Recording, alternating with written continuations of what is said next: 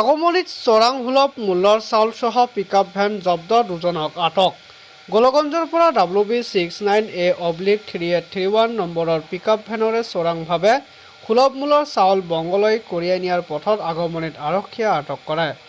আৰক্ষীয়ে জব্দকৃত পিকআপ ভেনৰ পৰা প্ৰায় 7 কুইণ্টেল সুলভ মূল্যৰ চোৰাং চাউল জব্দ কৰে। আনহাতে আৰক্ষীয়ে জব্দকৃত বাহনৰ চালক আৰু হেণ্ডিমেনক আটক কৰে। ধৃত আবুল হুছেইন আৰু জাকিৰ আলীৰ ঘৰ বংগৰ বক্সিহাটত বুলি জানিব পৰা গৈছে। কি আনছিস ক কি চাউল করতে কি আনছিস? গোলগঞ্জ থেকে যাবি কোটে? আসাম বেঙ্গলত না আসাম আসাম। কার চাউল? কি নাম? নামটা শুনি হ্যাঁ নামটা শুনি জানি না জানো না কার চাউল আছে নাম জানেন না? ওই অল্প কাজের নামগুলো কি নামগুলো জায়গায়? শহীদুল বাড়ি কোটে?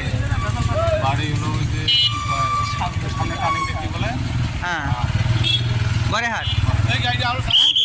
এই ব্যবসা করে নাকি? তাও করবেন না উইয়ে চাউল নাকি?